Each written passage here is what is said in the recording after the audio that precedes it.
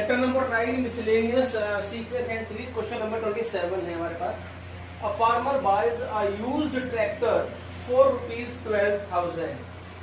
जो ट्रैक्टर की कॉस्ट थी वो 12,000 रुपीज में फार्मर ने जो है वो एक ट्रैक्टर 12,000 रुपए में खरीदा।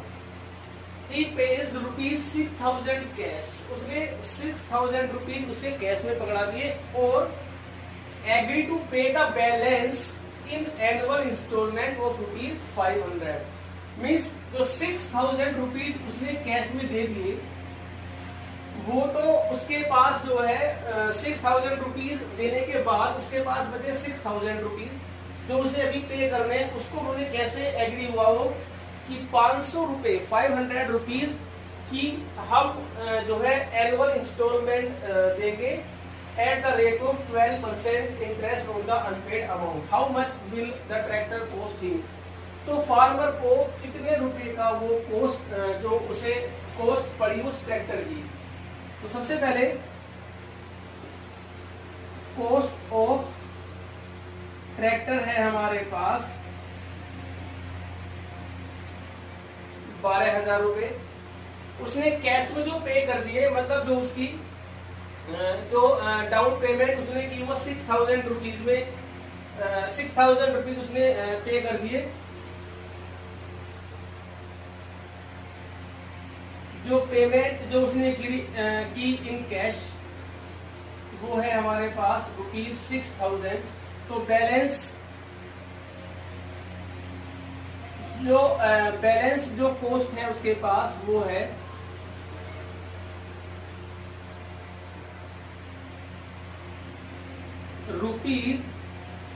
₹6,000। उसको अभी बैलेंस जो है वो पे करना है। जो एनुअल इंस्टॉलमेंट का है अमाउंट है, अमाउंट ऑफ एनुअल इंस्टॉलमेंट है वो रुपीज है 500। और जो इंटरेस्ट है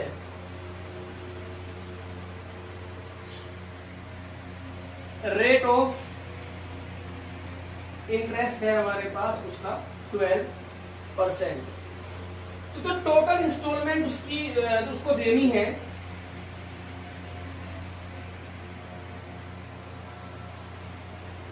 जो टोटल इंस्टॉलमेंट उसको देनी है 6,000 डिवाइडेड बाय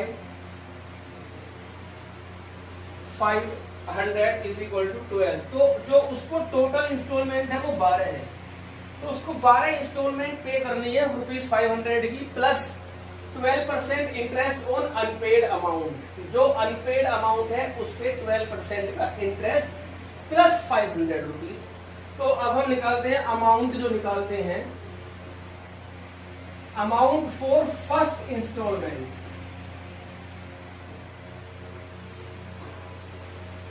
देखिए जरा इसमें बच्चे गलती करते हैं, वो आप ध्यान से देखना। 500 तो उसको देनी है प्लस 12% इंटरेस्ट किस पर है, अनपेड अमाउंट पर। अभी अनपेड अमाउंट कितना है 6,000 अभी अनपेड अमाउंट है। क्योंकि जो पहली इंस्टॉलमेंट है उसमें जो हमारे पास जो अनपेड अमाउंट है वो 6,000 है। यहाँ पर स्टूडेंट गलती करते हैं, वो ये सोचते हैं कि 500 रुपीज तो हमने उसको दे दिए और अनपेड बचा 5,500, जो कि गलत है क्योंकि पहली इंस्टॉलमेंट में पूरा अमाउंट ही अनपेड होता है। तो यहां से जो हमारे पास आएगा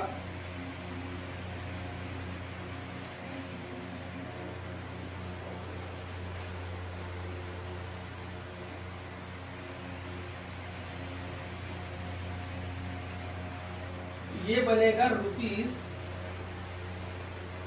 ₹1200। फीस हमारे पास बनी first instalment. Amount for second instalment 500 rupees तो पे करने हैं प्लस 12% इंटरेस्ट किस पर, 12% ऑफ। अब यहाँ पर 5500 आएगा क्योंकि 500 रुपए वो पे कर चुका है।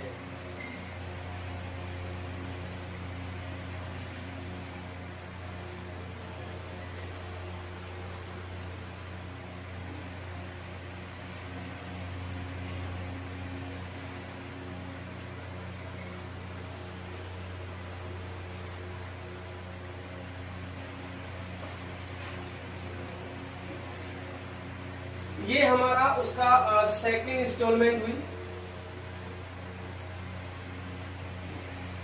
अब हम थर्ड इंस्टॉलमेंट में निकालते हैं। इस प्रकार इस तरीके से वो 12 इंस्टॉलमेंट अपनी कंप्लीट करेगा। तो वीडियो को पॉज करके आप से नोट कर लीजिए। अब amount paid in third, amount paid in third instalment 500 रुपये तो देनी है प्लस 12% इंटरेस्ट। और अनपेड अमाउंट है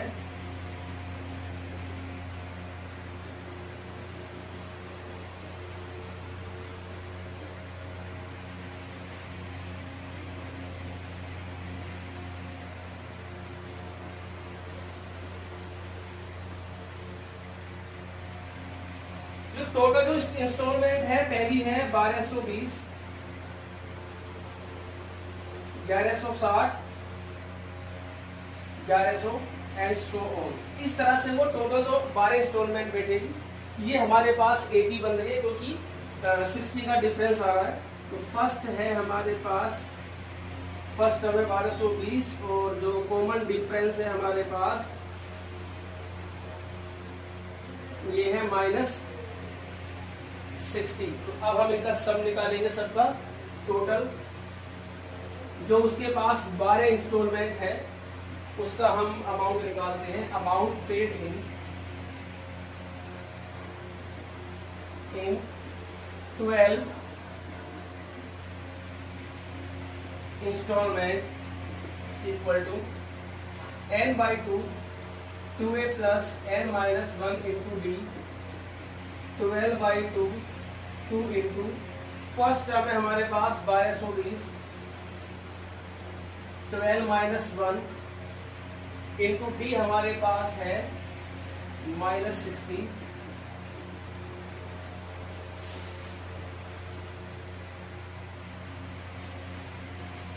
ये आएगा -11। इसे माइनस करेंगे हम 0, 14 में 6 माइनस करेंगे 8, 13 में 6 माइनस करेंगे 7 और ये हमारे पास आया 1।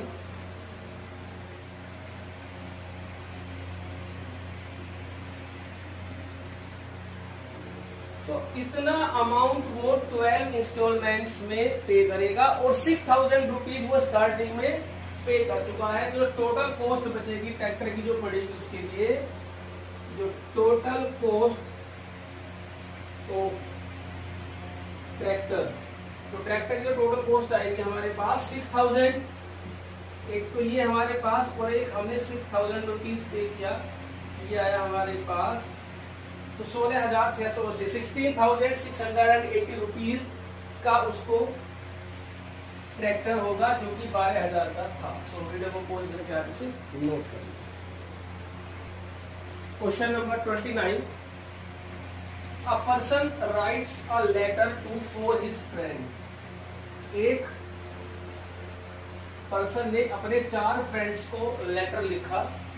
ही asked each one of them to copy the letter.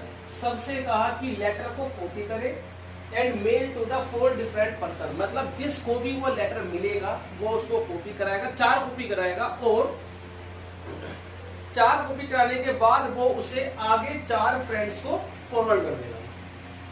फिर उसके आगे लिखा है पर्सन विद इंस्ट्रक्शन, और उनको भी इंस्ट्रक्शन दी कि वो भी ऐसा ही करेंगे। जिसके पास भी वो लेटर जाएगा उसको उसकी 4 कॉपी करनी है, वो 4 फ्रेंड्स को भेजना है। फिर जिन 4 फ्रेंड्स पे जाएगा उनको भी 4 कॉपी करके और आगे वो फॉरवर्ड करनी है। इस तरह से जो ये चेन चली उसकी, assuming that the chain is not broken and that it cost 50 पैसे। एक लेटर को पोस्ट करने का जो कॉस्ट है वो 50 पैसे है टू मेल 1 लेटर।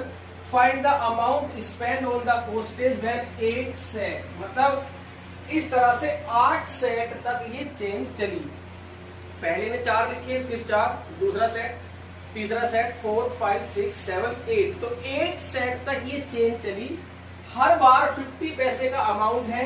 तो ये पूछ रहा है कि टोटल कितना अमाउंट उसका खर्च हुआ। सबसे पहले हम ये पता करेंगे कि टोटल कितने लेटर्स पोस्ट हुए इस चेन में, और फिर उसमें हम 50 पैसे से मल्टीप्लाई करके कोस्ट हम निकाल देंगे। तो सबसे पहले जो लेटर जो है इन फर्स्ट सेट, सॉल्यूशन देखिए, total letter in first set, first set में टोटल लेटर है 4, क्योंकि सबसे पहले स्टार्टिंग हुई 4 लेटर। अब जो लेटर है in second set,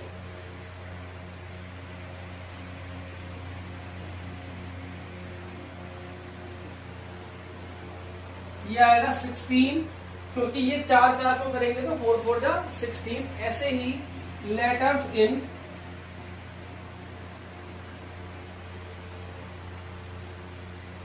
third set, ये आया 64।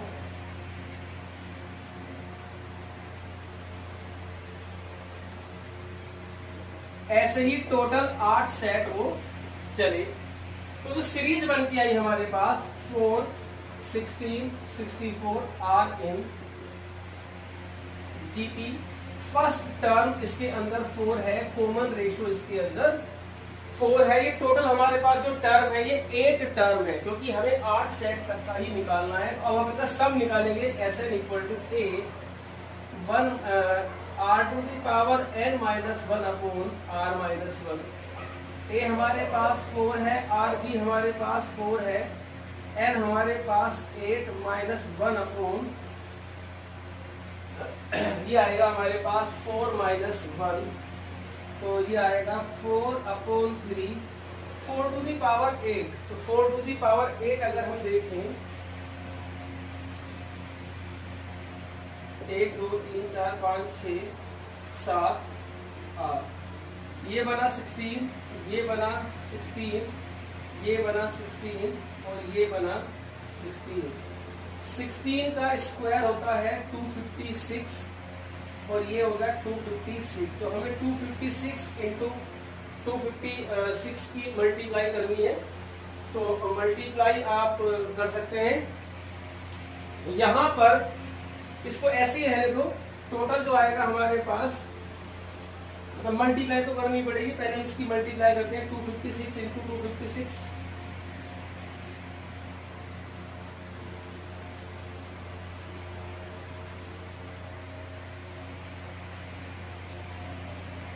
पंद्रह आएगा, ये आएगा 33 25 28 2 10 12, ये आएगा हमारा 12 11 5 6 3 5 2 3 4 5 6, ये हमारे पास आएगा 6 5 5 3 6 माइनस 1, ये आया हमारे पास 4 अपॉन 3 6 5 5 3 5।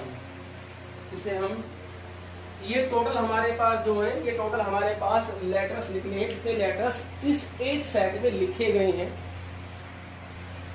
तो उसको 3 से डिवाइड करते हैं हम, तो ये आएगा आपका 3 1 जा 6, 3 1 जा 3, और यहाँ से आएगा 3 8 जा 24, 3 4 जा 12 और 3 5 जा 15। अभी 4 से मल्टीप्लाई करते हैं, 4 5 जा 20, 4 4 जा 16, 8 4 जा 32, और ये आएगा 4 7, और ये आएगा हमारे पास 8। तो टोटल जो हमारे पास लेटर लिखे गए हैं इस सीरीज में वो 87,380 है। तो अभी हम कॉस्ट निकालते हैं, जो हमारे पास टोटल जो अमाउंट स्पेंड हुआ, total amount spend on postage, on the postage equal to 87380 into, अब ये 50 पैसा जो होता है इसे हम लिखते हैं 1/2 रुपीज। जब हम इसको डिवाइड करेंगे तो ये आएगा 4 3 6 9 0। तो ये हमारे पास टोटल जो अमाउंट आया इसमें वो आया 43,690 रुपीज हमने अमाउंट पे किया इस इन लेटर्स को पोस्ट करने में। वीडियो को पोस्ट देकर नोट करिए। क्वेश्चन नंबर 32 है ये। अच्छा क्वेश्चन है ये, इसको जरा ध्यान से देखना, थोड़ा सा डिफरेंट है क्वेश्चन।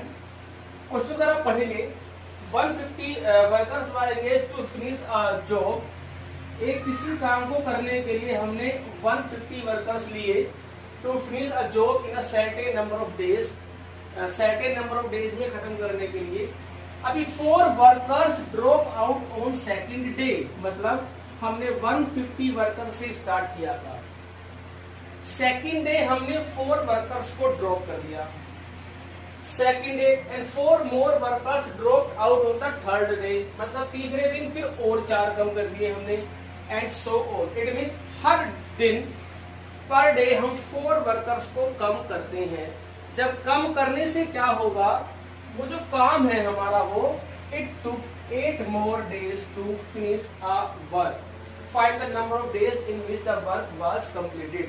मतलब जैसे हमने काम को कंप्लीट करा है 4-4 वर्कर्स को कम करके, तो जब हमने 4-4 वर्कर्स को कम करके जो हमने काम करा है उसमें टोटल कितने डे लगे हमें ये बताना है। तो चला यहाँ पर एक बात ये समझनी है, कहने का मतलब ये है कि जैसे उसने पहले दिन 150 वर्कर्स को लगाया, अगर वो दूसरे दिन भी 150 वर्कर्स को ही बुलाता और थर्ड डे भी मान लीजिए वो 150 वर्कर्स को ही काम पे बुलाता, मान लीजिए, ठीक है।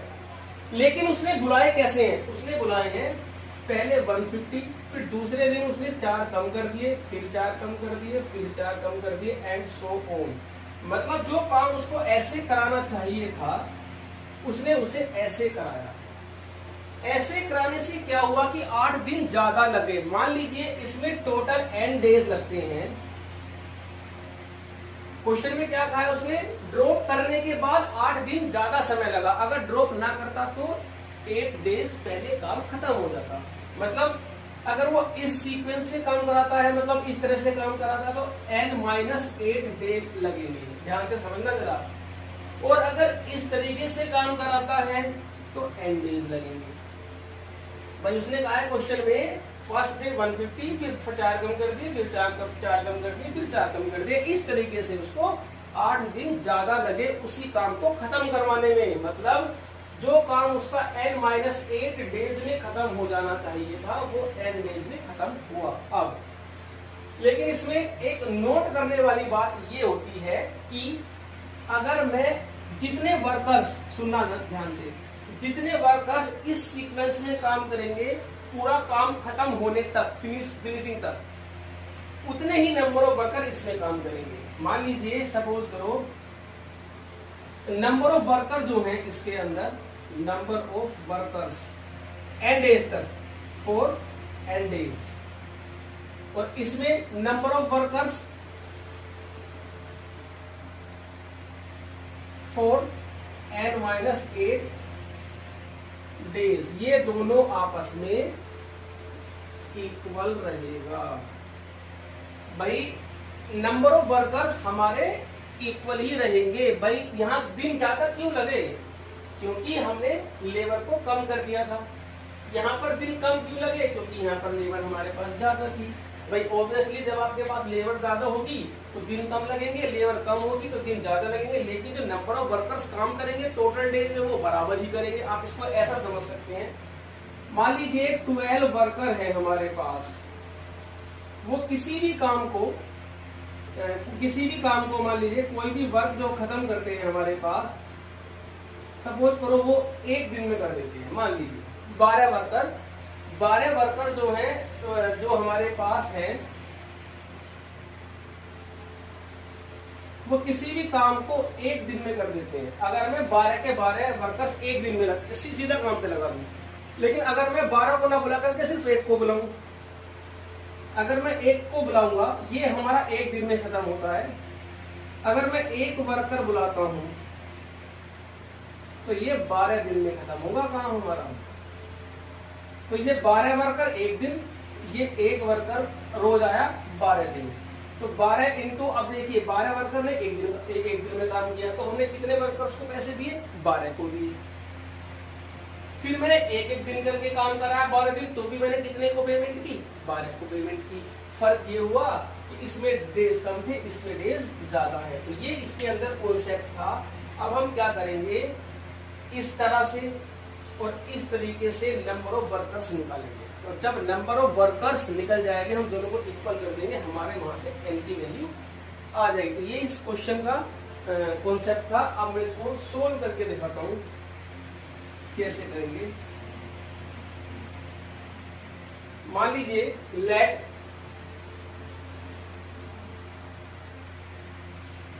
नंबर ऑफ डेज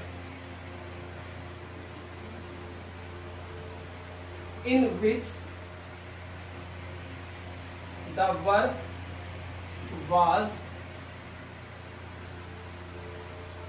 completed, हमने मान लिया n days, n हो गया। अब नंबर ऑफ वर्कर्स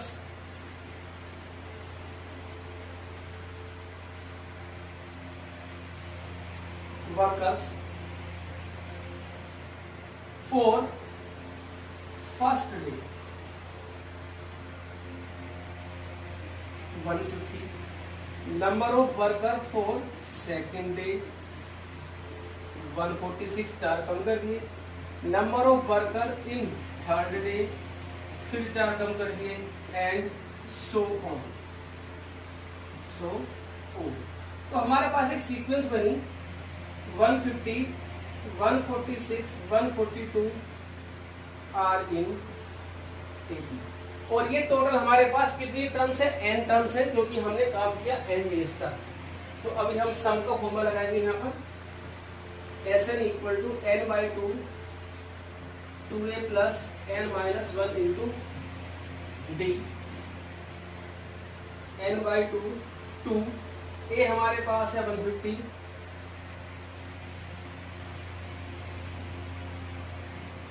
और d है हमारे पास -4,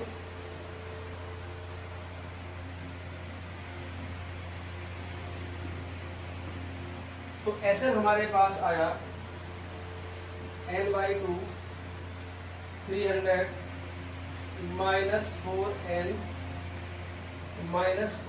प्लस 4,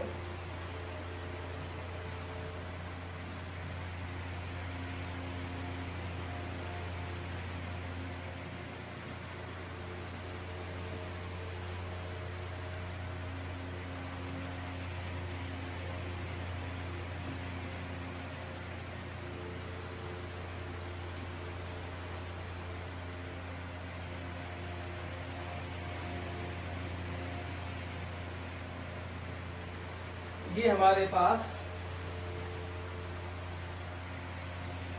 Sn आया। Sn means number of workers जो कि n डेज में काम कर रहे हैं।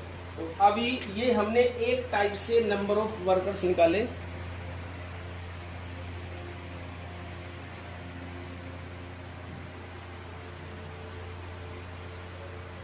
अब अगर हम वर्कर्स कम ना करते, if 150 workers work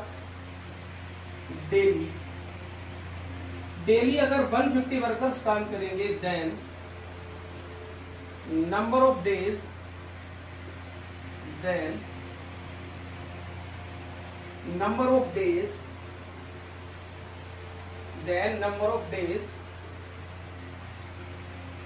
in which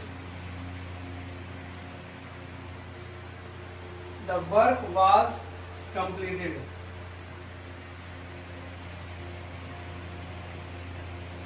If 150 workers work daily, then number of days in which the work was completed is equal to n minus 8. Question में उसने कहा है कि उसका काम n डेज लेट हो गया। इसमें अगर वो ऐसे न करता तो n माइनस 8 मतलब 8 दिन पहले खत्म हो जाता। अब 150 वर्कर डेली काम करेंगे कितने दिन तक, n माइनस 8 दिन तक। तो नंबर ऑफ वर्कर्स निकालते हैं, number of workers in n minus 8 days, ये आएगा n minus 8 into 150। 150n minus 0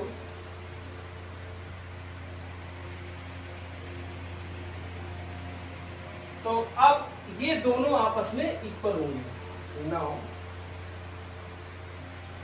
152n minus 2n square 150n minus 1200, ये इधर आके प्लस होगा,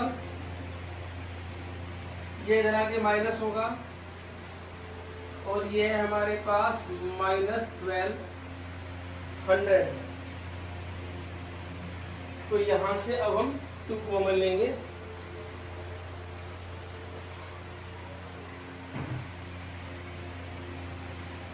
ये आएगा हमारे पास n square minus n equal to 600। Splitting करेंगे 24n 25n plus 24n minus 600 equal to 0। n common ले लिया हमने, प्लस 24 कॉमन ले लिया equal to 0। n minus 25 n plus 24 equal to 0। n equal to 25, n is equal to minus 24। Days can not B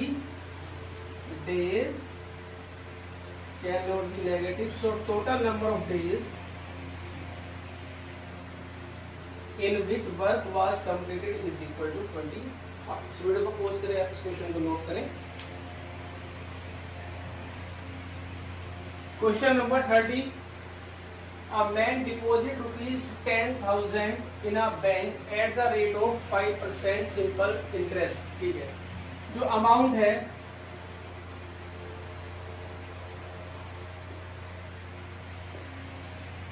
जो total amount deposit किया bank में, amount deposit amount deposit in a bank rupees 10,000। ये deposit amount in a bank जो भी आपको लिखना है। अभी जो उसका इंटरेस्ट है, रेट ऑफ इंटरेस्ट है, रेट ऑफ इंटरेस्ट है वो है 5% एनुअली। तो जो रेट ऑफ इंटरेस्ट है उसका सिंपल इंटरेस्ट वो 5% है annually. Find the amount in 15th year since he deposit the amount, मतलब 15वें साल में उसका कितना अमाउंट बैंक में हो गया। And also calculate the total amount after 20 year, 20 साल के बाद टोटल अमाउंट भी निकालना है। तो हम हर साल का अमाउंट निकालते हैं। पहले amount after first year, amount जो आएगा हमारे पास वो आएगा 1000 तो था ही, प्लस इंटरेस्ट। इंटरेस्ट का फॉर्मूला होता है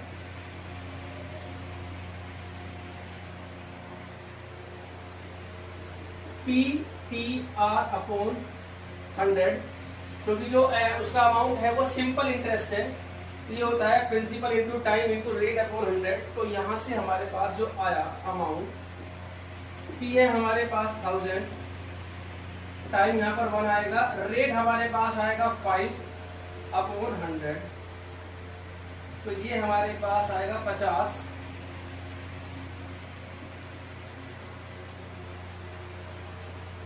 अमाउंट आफ्टर सेकेंड ईयर,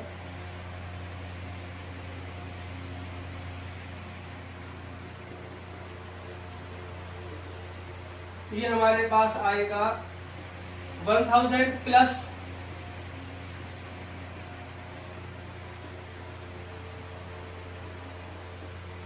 10,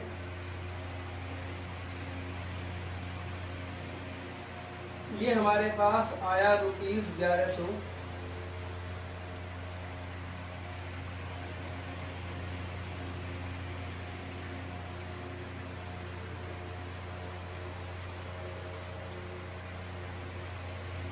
यहाँ पे 3 आएगा।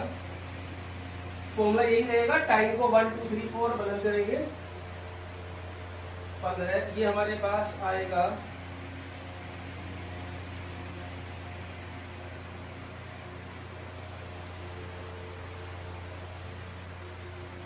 And so on.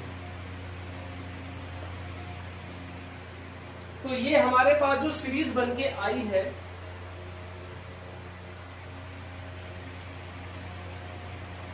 एक 1050, 1100, 1150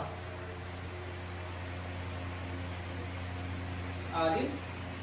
वीडियो को पॉज करके आप इसे नोट करिए।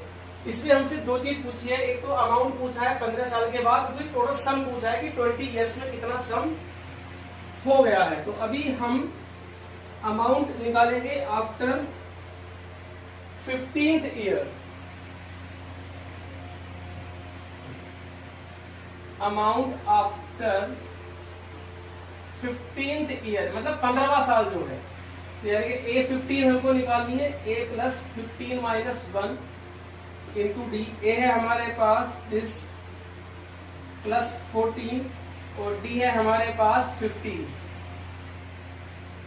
तो ये हमारे पास आ गया भैया, ये आया 0571। Amount after 15 year. अब टोटल अमाउंट निकालना है आफ्टर 20 ईयर्स, मतलब 20 साल के बाद कितना अमाउंट उसका टोटल हो गया। तो अमाउंट आफ्टर 20 ईयर्स,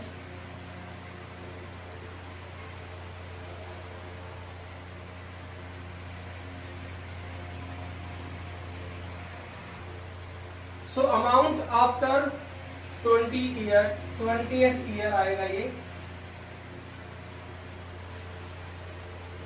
सम नहीं निकलेगा, ये टर्म ही निकलेगी कि अमाउंट आफ्टर 20th ईयर होता है। अगर हम सम करेंगे तो ये तो बहुत ज्यादा अमाउंट बैठ जाएगा हमारा।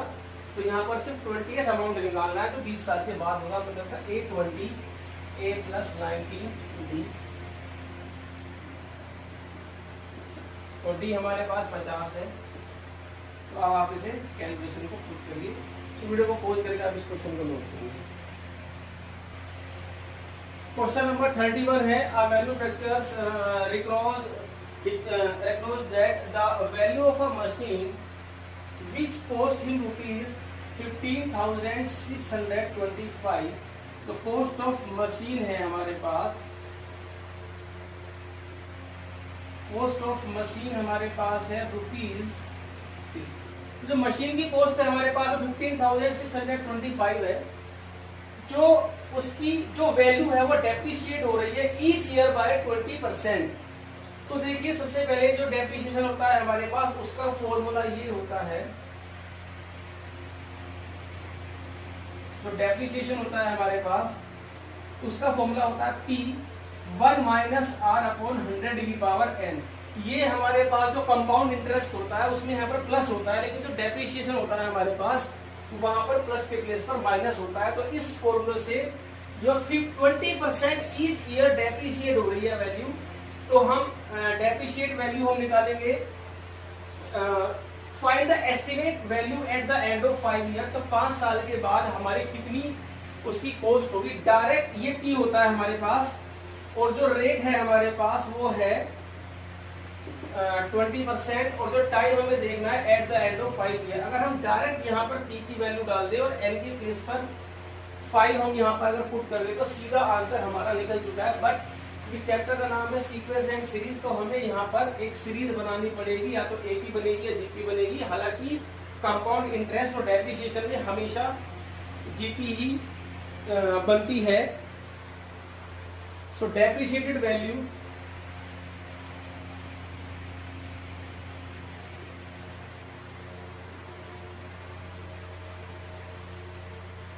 आफ्टर फर्स्ट ईयर,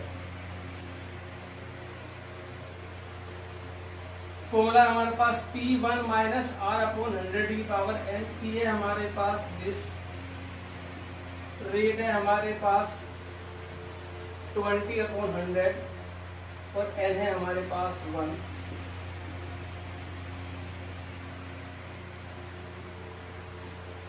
ये हमारे पास आएगा 4 upon 5। Depreciation after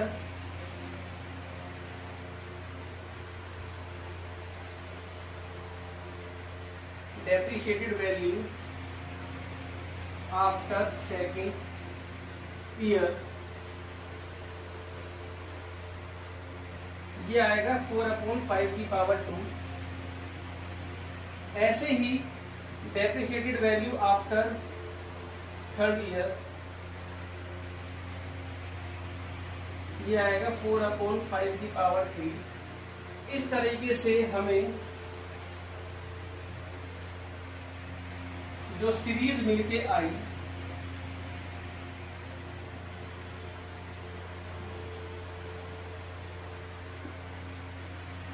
are in GP, तो ये हमारे पास जीपी बन के आई है। अब हमें निकालना है 5 ईयर। डायरेक्ट आप यहाँ पर 5 भी डाल करके निकाल सकते थे, बट चैप्टर है हमारे पास सीक्वेंस सीरीज, तो हमें यहाँ पर जीपी चेक करनी होगी। हमें फिफ्थ टर्म निकालनी है A5, ये होता है A r to the power 4। A है फर्स्ट टर्म हमारे पास 15625 इंटू 4/5, आर है हमारे पास 4/5, ये बनेगा 15625 4/5 की पावर 2। आप इसे सोल्व कर सकते हैं, तो ये आपका आंसर है। तो वीडियो को खोल के नोट